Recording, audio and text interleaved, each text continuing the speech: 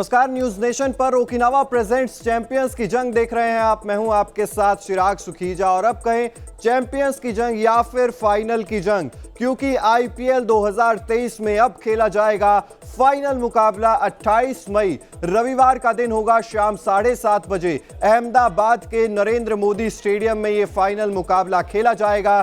Chennai super Kings बनाम Gujarat Titans के बीच ये मैच होगा, या कहें कि गुरु वर्सेस चेला के बीच ये मैच होगा, या फिर कहें कि महेंद्र सिंह धोनी वर्सेस हार्दिक पांड्या के बीच ये मैच होगा।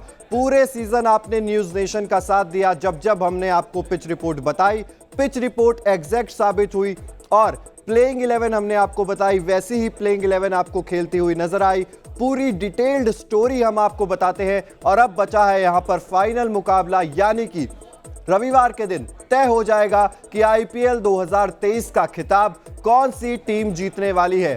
क्या 4 बार की चैंपियंस चेन्नई सुपर किंग्स बाजी मार जाएगी, या फिर पिछली बार की चैंपियंस गुजरात टाइटंस इस बार भी अपने टाइटल को डिफेंड करने में कामयाब हो जाएगी। इस वीडियो में आपको क्या क्या देखने को मिलेगा, सबसे पहले आपको वो बता देते हैं। पहले बात करेंगे पिच रिपोर्ट के बारे में। अहमदाबाद के नरेंद्र मोदी स्टेडियम की पिच का मिजाज कैसा है, क्या पिच बल्लेबाजों की मदद करेगी, पिच गेंदबाजों की मदद करेगी, कितने रन बन सकते हैं, वो आपको सबसे पहले बताएंगे। उसके बाद बात करेंगे दोनों टीमों की संभावित प्लेइंग 11 पर। क्या कुछ चेंजेस देखने को मिल सकते हैं, क्या कुछ बदलाव यहां पर टीम करना चाहेंगी, और क्या बदलाव हमें देखने को मिल सकते हैं संभावित प्लेइंग 11 पर, उस पर नजर डालेंगे। उसके बाद बात करेंगे वेदर रिपोर्ट की कि आखिर मौसम क्या कहता है, क्योंकि पिछले जो मुकाबला हुआ था, जो क्वालिफायर 2 मुकाबला था, यहां पर ही हुआ था, और वहां पर शुरुआत में बारिश आ गई थी, जिसकी वजह से टॉस में देरी हुई, मैच शुरू होने में देरी हुई, और वहां पर पिच का भी इस पर प्रभाव पड़ता हुआ नजर आया। इसलिए वेदर रिपोर्ट जानना भी यहां पर बहुत जरूरी है। उसके बाद बात करेंगे हेड टू हेड रिकॉर्ड्स की कि आखिर दोनों टीमों में से किस टीम का पलड़ा ज्यादा भारी नजर आता है। उसके बाद बात करेंगे दोनों ही टीमों के पिछले मुकाबलों की, और उसके बाद अंत में बात करेंगे दोनों टीमों के मजबूत पक्ष क्या हैं और दोनों टीमों की कमजोरियां क्या हैं। तो चलिए बिना किसी देरी के सबसे पहले देखते हैं नरेंद्र मोदी स्टेडियम के पिच का मिजाज कैसा है।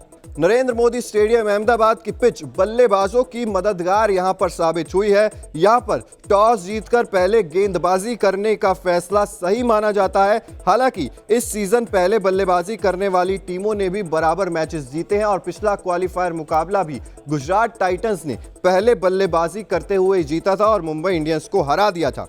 वहीं बात करें पिच पर, शुरुआत में गेंदबाजों को यहां पर मदद मिलती है, स्पिनर्स का यहां पर अहम रोल रहता है, क्योंकि ग्राउंड बड़ा है। अगर हल्की फुल्की भी स्पिन यहां पर देखने को मिलती है तो यहां पर कैचेस पकड़ने की संभावना ज्यादा हो जाती है। इसके बाद बात करें कि अगर बल्लेबाज सेट हो जाता है तो फिर बड़े शॉट्स लगाना यहां पर आसान हो जाता है, और पहली पारी का औसत स्कोर अगर बात करें तो 187 का रहा है। बाद में यह टारगेट चेस किया जा सकता है, लेकिन इस बार अहमदाबाद की पिच थोड़ी सी अनप्रिडिक्टेबल रही है, क्योंकि बराबर मुकाबले जीते हैं पहले बल्लेबाजी करने वाली टीम ने भी। तो यहां पर पिच कैसा खेलेगी, स्पिनर्स को थोड़ी मदद जरूर मिलेगी।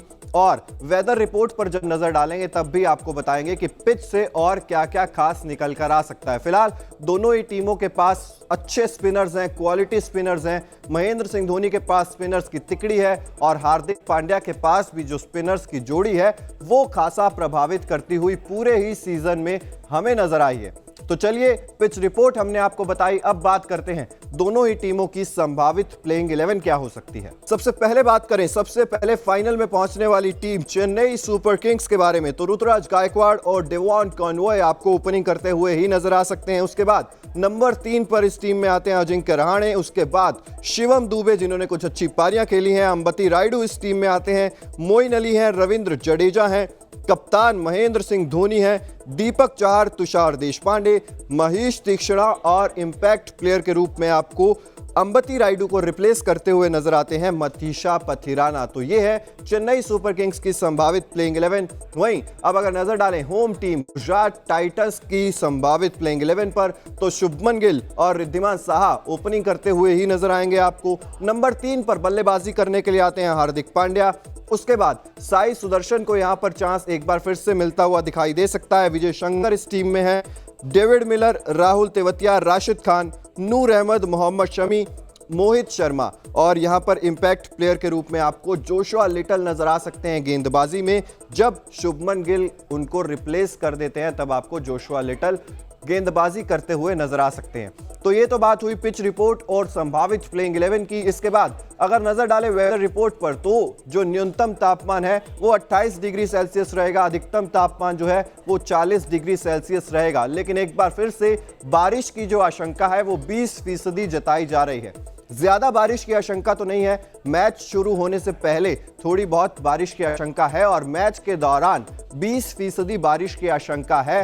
अगर बारिश आती है तो फाइनल के लिए तो रिजर्व डे भी होता है और अगर हम बात करें तो कम से कम 5 ओवर्स का मैच यहां पर जरूरी होता है अगर किसी टीम को रिजल्ट निकालना है यहां पर तो। इसके अलावा सुपर ओवर का भी प्रावधान होता है। तो वेदर अगर तंग करेगा तो यहां पर क्रिकेट में बाधा ज्यादा आने का अनुमान है नहीं। तो मतलब क्रिकेट फैंस के लिए अच्छी खबर यह है कि महेंद्र सिंह धोनी या हार्दिक पांड्या के बीच की जंग आपको दिलचस्प देखने को मिलेगी। इसके अलावा हवा की बात करें तो यहां पर रविवार के दिन 16 किलोमीटर प्रति घंटा की रफ्तार तक हवाएं चलने का अनुमान है। यानी कि अगर तेज हवाएं चलती हैं, मैदान बड़ा है तो तेज गेंदबाजों को भी यहां पर वो स्विंग प्राप्त हो सकती है जो शायद पहले के मुकाबलों में उतनी ज्यादा ना हुई हो।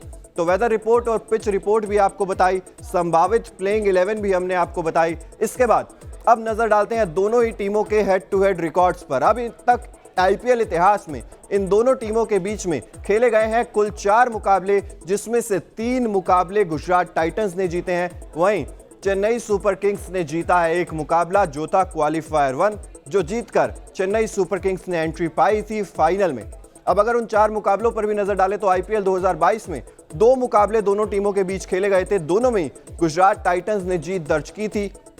और अगर बात करें आईपीएल 2023 यानी कि इस सीजन की, तो शुरुआत में जो सबसे पहला मैच 31 मार्च को खेला गया था वो ही खेला गया था चेन्नई सुपर किंग्स बनाम गुजरात टाइटंस के बीच। इसी अहमदाबाद के नरेंद्र मोदी स्टेडियम में वो मैच खेला गया था जिसे गुजरात टाइटंस ने 5 विकेट से अपने नाम किया था। राशिद खान उस मैच में चमके थे, लेकिन चेन्नई सुपर किंग्स ने उस हार का बदला लेते हुए क्वालिफायर 1 मुकाबले में चेन्नई के चेपॉक स्टेडियम में हार्दिक पांड्या की गुजरात टाइटंस को आईपीएल इतिहास में पहली बार हराकर इतिहास रच दिया था। यानी कि चेन्नई सुपर किंग्स भी तैयार है और तैयार है गुजरात टाइटंस भी। तो ये थे हेड टू हेड रिकॉर्ड्स और हेड टू हेड मुकाबले। अब दोनों टीमों के पिछले मुकाबलों की बात करें तो चेन्नई सुपर किंग्स का आपको याद होगा क्वालिफायर 1 में गुजरात टाइटंस से भिड़ंत हुई थी, जिसमें ऋतुराज गायकवाड़ और डेवॉन कॉनवॉय ने एक अच्छी पार्टनरशिप कर दी थी। ऋतुराज गायकवाड़ ने 50 लगाई थी, जहां पर टीम को एक अच्छे खासे स्कोर तक पहुंचाने में कामयाब हो गए थे। जवाब में शुभमन गिल ने एक अच्छी पारी जरूर खेली थी, 50 रन तो नहीं बना पाए थे लेकिन एक अच्छी पारी खेली थी, लेकिन उसके अलावा कोई भी बल्लेबाज ने उतना ज्यादा प्रभावित किया नहीं था, जिसकी वजह से गुजरात टाइटंस वो मुकाबला हार गई थी। तो ये था चेन्नई सुपर किंग्स का पिछला मुकाबला। वहीं अगर गुजरात टाइटंस के पिछले मुकाबले की बात करें तो वहां पर तो बहार ही बहार थी। जिस तरीके से गुजरात टाइटंस ने मुंबई इंडियंस को अभी एक दिन पहले ही हराया अपने ही गढ़ में यानी कि नरेंद्र मोदी स्टेडियम में, गुजरात टाइटंस ने वो मुकाबला 62 रनों से अपने नाम कर लिया था, जिसमें शुभमन गिल की आंधी देखने को मिली थी। सिर्फ 60 गेंदों का सामना करते हुए शुभमन गिल ने 129 रन की पारी खेली थी। इसमें उन्होंने 7 चौके और 10 छक्के लगाए थे। जवाब में मुंबई इंडियंस की टीम कोशिश करती, संघर्ष करती हुई तो जरूर नजर आई थी, लेकिन तिलक वर्मा, सूर्य कुमार यादव की बेहतरीन पारियों के बावजूद मुंबई इंडियंस उस मुकाबले को एक बड़े मार्जिन से हार गई थी, जिसका मतलब साफ है कि अहमदाबाद में गुजरात टाइटंस को हराना उतना ज्यादा आसान होगा ही नहीं। तो सबसे पहले हमने आपको पिच रिपोर्ट बताई, उसके बाद हमने बात की दोनों टीमों की संभावित प्लेइंग 11 पर, उसके बाद हमने नजर डाली यहां पर हेड टू हेड रिकॉर्ड्स पर, वेदर रिपोर्ट पर, और अब बात कर लेते हैं दोनों टीमों के क्या है मजबूत पक्ष और क्या है दोनों टीमों की कमजोरियां।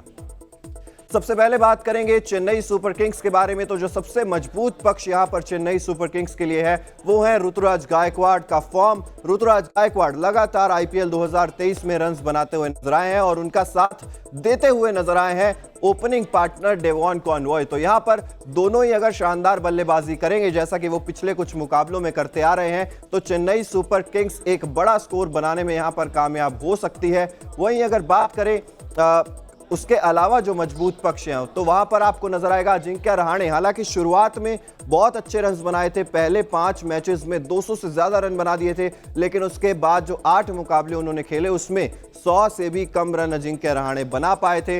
इसी बलबूते पर उन्हें जगह मिली थी WTC फाइनल इंडिया के स्क्वाड में, लेकिन अजिंक्य रहाणे का फॉर्म अब चेन्नई सुपर किंग्स के लिए एक आफत बन गया है, परेशानी का सबब बन गया है। अब अजिंक्य रहाणे का यहां पर बल्ला बोलना चेन्नई सुपर किंग्स के लिए बेहद ज्यादा जरूरी है। उसके बाद जैसा कि आते हैं शिवम दुबे। शिवम दुबे इस सीजन एक अलग ही खिलाड़ी उभर कर निकले हैं। जितने छक्के यहां पर शिवम दुबे ने लगाए हैं वहां पर चेन्नई सुपर किंग्स काफी ज्यादा रिलैक्स करती हुई नजर आती है। शिवम दुबे पर आप दाव खेल सकते हैं क्योंकि लंबे लंबे छक्के लगाने में यहां पर कामयाब हुए हैं शिवम दुबे। उसके अलावा अगर बात करें यहां पर मजबूत पक्ष की चेन्नई सुपर किंग्स की गेंदबाजी में दीपक चाहर इनके पास है, जिनको स्विंग कराने की कला है, और दीपक चाहर अगर यहां पर शुरुआत में विकेट झटक देंगे तो फिर गुजरात टाइटंस के लिए मुश्किल हो सकती है। इसके अलावा जो तिकड़ी की हम बात कर रहे थे, जहां पर गुजरात के अहमदाबाद की पिच पर स्पिनर्स को अगर मदद मिलती है तो जो तिकड़ी है महेंद्र सिंह धोनी के पास, ये तिकड़ी है मोइन अली, रविंद्र जडेजा और महेश तीक्ष्णा। अगर ये तीनों खिलाड़ी अच्छे से गेंदबाजी करते हैं, गेंद घूमेगी, तो फिर गुजरात टाइटंस के जो बल्लेबाज हैं वो यहां पर आपको परेशान होते हुए नजर आ सकते हैं। तो यहां पर ये तो हुए मजबूत पक्ष की बात। वहीं अगर कमजोरियों की बात करें चेन्नई सुपर किंग्स के, तो अंबती रायडू वो खिलाड़ी हैं जिन्हें लगातार मौके मिले हैं और उन्होंने अच्छा परफॉर्म नहीं किया है। उसके अलावा अगर बात करें यहां पर तो अजिंक्य रहाणे, जैसा कि मैंने आपको बताया, उनके फॉर्म भी जो है वो अब धीरे धीरे जाती हुई नजर आई है। तो वहां पर 2 बल्लेबाजी स्पॉट ऐसे हैं जो थोड़ा सा मुश्किल में नजर आ रहे हैं। इसके अलावा मोइन अली की बल्लेबाजी पर भी इतना ज्यादा भरोसा शायद चेन्नई सुपर किंग्स नहीं कर पाएगी। और अगर हम बात करें तेज गेंदबाजी में तो तुषार देशपांडे और मथीशा पथिराना है जो कि एक्सपीरियंस्ड नहीं है। हालांकि परफॉर्म अच्छा किया है लेकिन एक्सपीरियंस की कमी वहां पर जरूर छलकती हुई दिखती है हमें। और उसके बाद अगर बात करें महेंद्र सिंह धोनी कप्तान है तो वो कप्तानी से भी बहुत सारे जलवे बिखेर सकते हैं। जिस तरीके के डिसीजंस लेते हैं, बॉलर्स को रोटेट करते हैं, तो वहां पर चेन्नई सुपर किंग्स के लिए तुरुप का इक्का महेंद्र सिंह धोनी की कप्तानी भी साबित होती है। तो ये तो बात हो गई CSK की।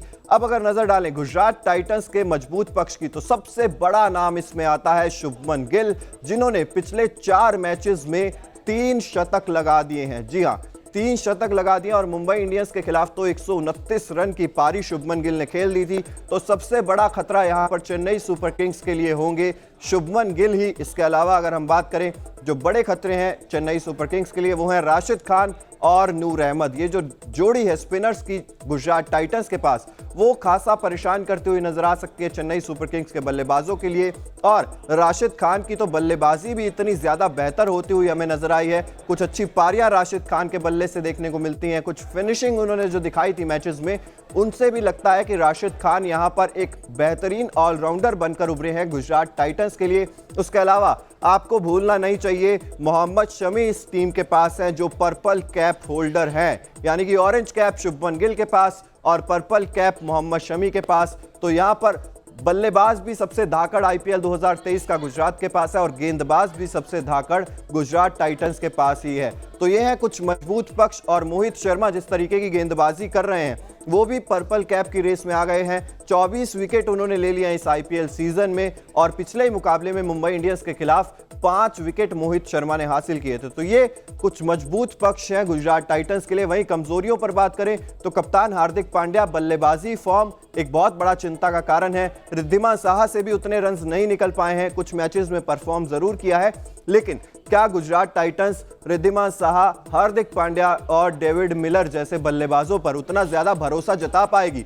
क्या मिडिल ऑर्डर गुजरात टाइटंस का फायर कर पाएगा? अगर शुभमन गिल का विकेट जल्दी गिर जाता है तो कहीं गुजरात टाइटंस फंसती हुई तो नहीं नजर आ जाएगी? ये एक बहुत बड़ा कमजोर पक्ष नजर आता है गुजरात टाइटंस का।